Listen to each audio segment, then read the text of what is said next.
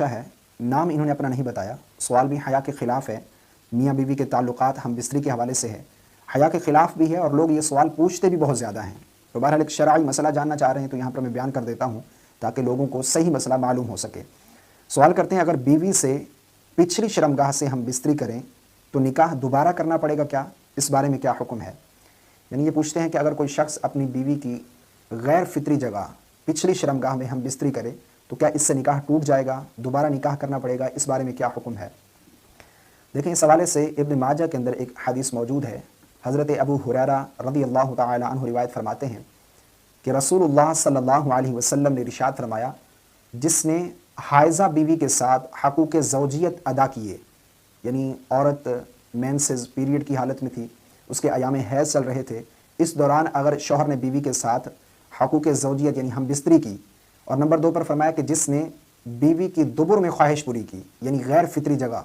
यानी जो औरत की पिछली शर्मगाह है, पखाने वाली जगह है, वहाँ पर अपनी ख्वाहिश पूरी की। और नंबर 3 पर फरमाया कि जिसने जो किसी काहिन के पास, नजूमी के पास गया और उसने जो कुछ कहा उसकी तस्दीक की, तो फरमाया कि उसने उस चीज़ का इनकार किया जो हज़रत मोहम्मद सल्लल्लाहु अलैहि वसल्लम पर नाजिल किया गया, यानी उसने हज़रत मोहम्मद सल्लल्लाहु अलैहि वसल्लम पर जो नाजिल किया गया इसका इनकार किया। नंबर 1 पर जो हाइज़ा बीवी के साथ हम बिस्तरी करें, नंबर 2 पर जो बीवी की दुबुर यानी गैर फितरी जगह, एक है फितरी जगह जो कि बच्चे की पैदाइश वाली जगह है,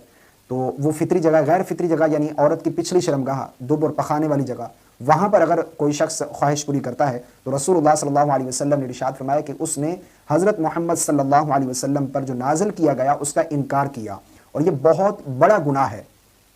पिछली उम्मतों में से एक उम्मत जो है उसने ये अमल किया, यानी वो लड़कों के साथ बदफेली करते थे। हज़रत लूत अलैहिस्सलाम की कौम के बारे में आपने सुना होगा, तो अल्लाह रब्बुल आलमीन ने उन पर अज़ाब नाजिल किया, आसमान से जो है अज़ाब नाजिल किया गया उन पर। तो ये एक बहुत बड़ा गुनाह है, अल्लाह रब्बुल आलमीन को ये अमल बिल्कुल पसंद नहीं है। बाकी मियाँ बीवी आपस में एक दूसरे का लिबास हैं। अल्लाह रब्बुल आलमीन ने कुरान मजीद में इरशाद फरमाया कि तुम्हारी बीवियाँ तुम्हारी खेती हैं, सो आओ अपनी खेतियों में जिस तरह चाहो आ सकते हो, लेकिन जिस तरह चाहें मियाँ बीवी आपस में लुत्फ़ अंदोज़ हो सकते हैं, लेकिन फितरी जगह जो है उसका इस्तेमाल करेंगे, यानी जो बच्चे की पैदाइश का मकाम है, जो बच्चे की विलादत का मकाम है, वहाँ पर मियाँ बीवी आपस में हम बिस्तर हो सकते हैं। गैर फितरी जगह का इस्तेमाल करना, दुबुर का मकाम जो है वहाँ पर अगर कोई शख्स अपनी ख्वाहिश पूरी करता है तो ये एक बहुत बड़ा गुनाह है, कबीरा गुनाह है। अगर कोई शख्स माज़अल्लाह ये गुनाह करता है तो उसे चाहिए कि वो अल्लाह की बारगाह में सदक दिल से तौबा करे, ठीक है। दोनों मियाँ भी और बीवी भी, शौहर बीवी दोनों अल्लाह की बारगाह में